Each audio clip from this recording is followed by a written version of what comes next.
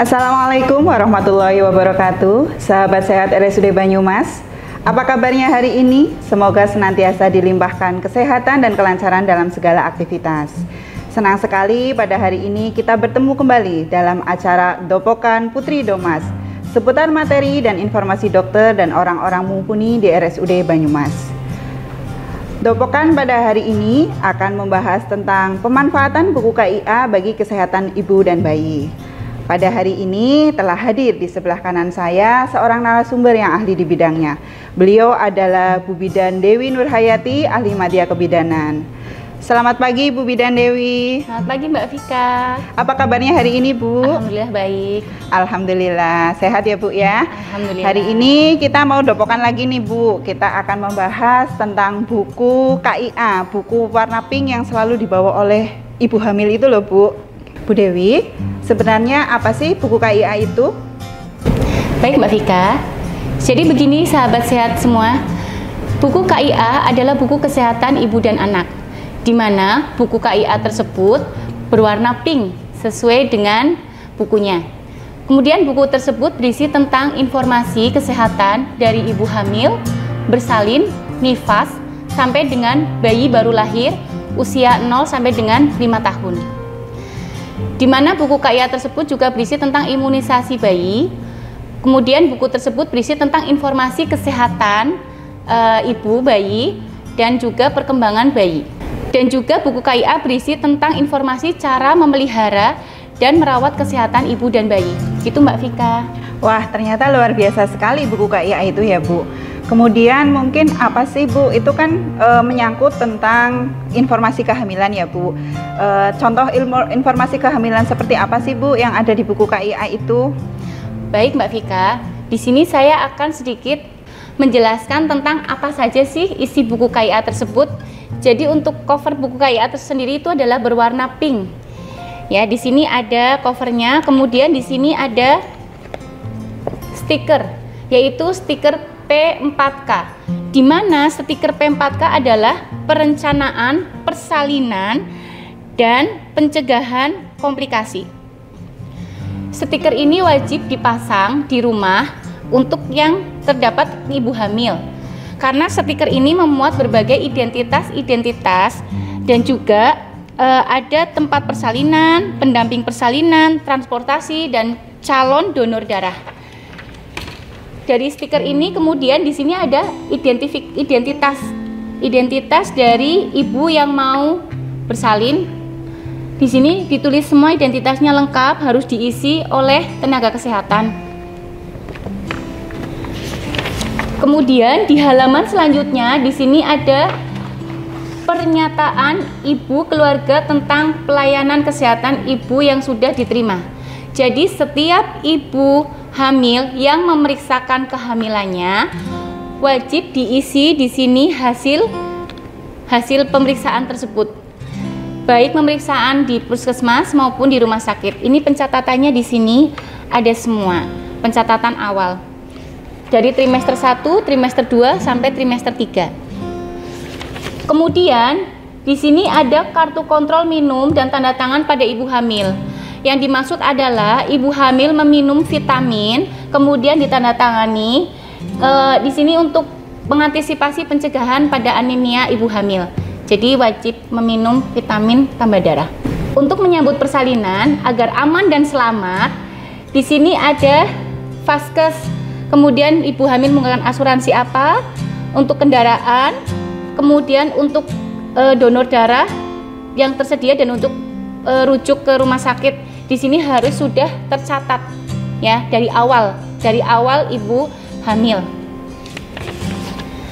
Kemudian untuk evaluasi kesehatan ibu hamil, di sini untuk evaluasi kesehatan ibu hamil itu diperiksa laboratorium, dicek dari HB, golongan darah, gula darah, dan juga yang terpenting adalah laborat 3T.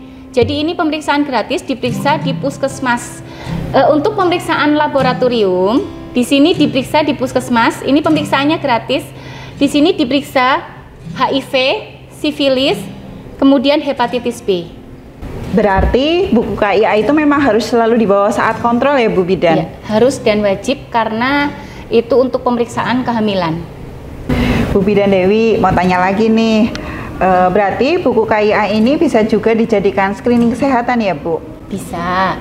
Baik, buku KIA tersebut bisa dijadikan screening kesehatan ya Ibu-ibu. Di sini ada screening preeklamsia pada usia kehamilan kurang dari 20 minggu. Jadi di sini ada screening dengan resiko sedang, kemudian screening dengan resiko tinggi. Akan saya jelaskan satu persatu screening resiko sedang itu apa saja dan screening resiko tingginya itu apa saja. Untuk screening resiko sedang, ini adanya multipara dengan kehamilan oleh pasangan baru. Kemudian kehamilan dengan teknologi reproduksi terbaru, bayi tabung contohnya. Kemudian ada obat induksi dan ovulasi. Kemudian usia ibu lebih dari 35 tahun, nulipara, multipara yang jarak kehamilannya sebelumnya lebih dari 10 tahun. Kemudian riwayat preeklamsia pada ibu atau saudara perempuan. Terus obesitas sebelum hamil. Kemudian multipara dengan riwayat preeklamsia sebelumnya. Ini resiko sedang ya. Kemudian di sini ada resiko tinggi. Resiko tinggi yang dimaksud adalah kehamilan multiple, diabetes dalam kehamilan, kehamilan ektopik, penyakit ginjal, hipertensi kronis, dan penyakit SLE atau autoimun, kemudian penyakit antiphospholipid syndrome. Di sini ada lagi untuk resiko sedang dari MAP lebih dari 90 mmHg. Kemudian protein uri ini positif 1 atau 2 ini pada pemeriksaan fisik sebenarnya. Kemudian di sini kenapa sih ibu hamil harus dirujuk apabila ditemukan resiko-resiko? Di sini ditemukan 2 saja resiko sedang, ini sudah wajib dirujuk ke rumah sakit. Misalnya ibu hamil dengan usia lebih dari 35 tahun, terus adanya obesitas, itu sudah harus dirujuk ke rumah sakit. Bila mana beresiko preeklamsia, maka pemeriksaan kehamilan, persalinan, dan pemeriksaan nifas dilaksanakan di rumah sakit. Seperti itu, Bu.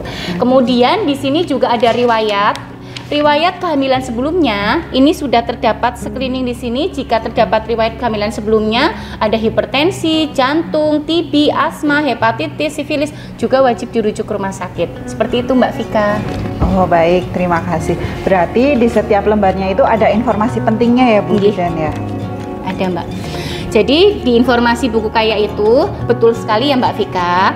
Maka dari itu diharapkan calon ibu atau ibu hamil yang sudah memiliki buku KIA ini dapat atau diharapkan selalu membawa buku KIA tersebut, karena di sini dapat dimanfaatkan betul-betul karena sangat bermanfaat sekali untuk calon ibu hamil. Begitu.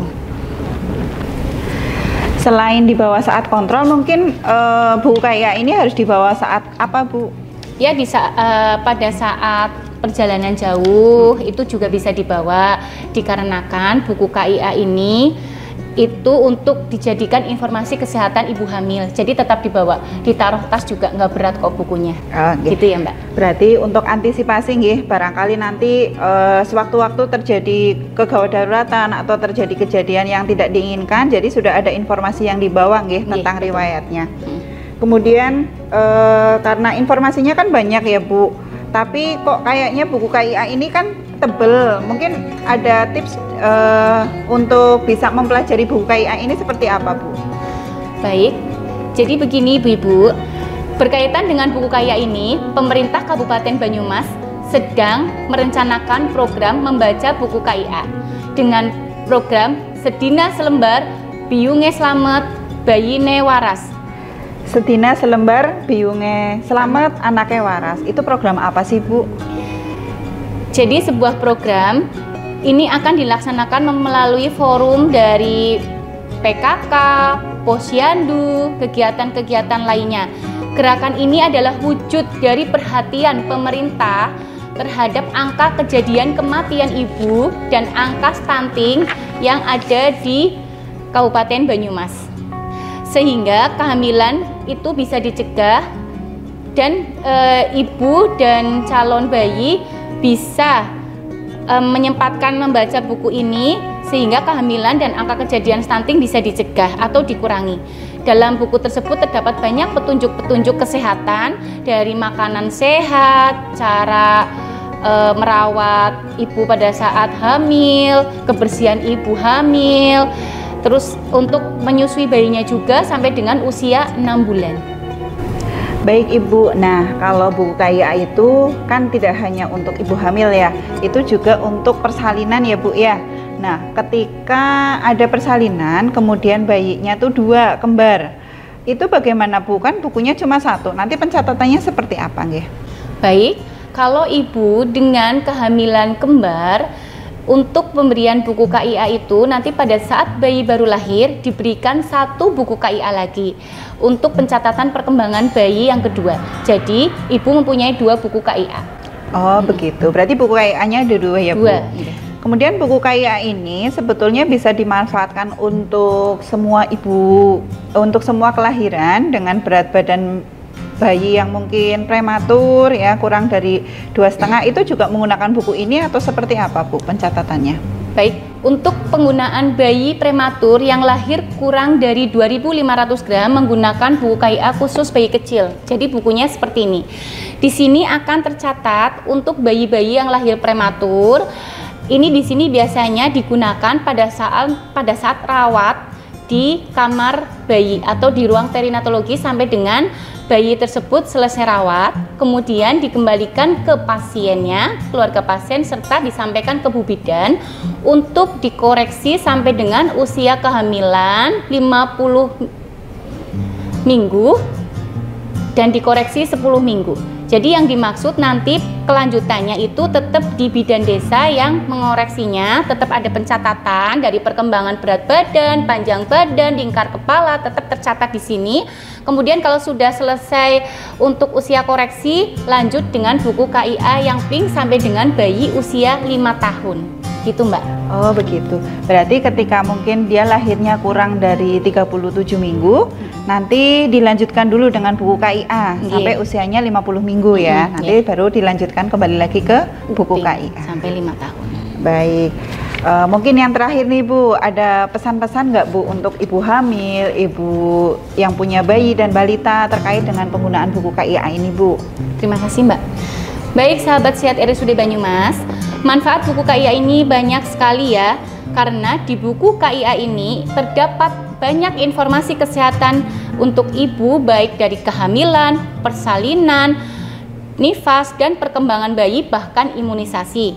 Karena begitu banyak manfaat dari buku KIA ini, maka diharapkan ibu tidak hanya menyimpan, tapi membaca dan juga memahami buku ini. Dan satu lagi, karena pentingnya buku KIA ini, jangan sampai buku KIA ini rusak atau hilang. Karena di buku KIA ini memuat riwayat dari kehamilan, persalinan, nifas, dari bulan ke bulan.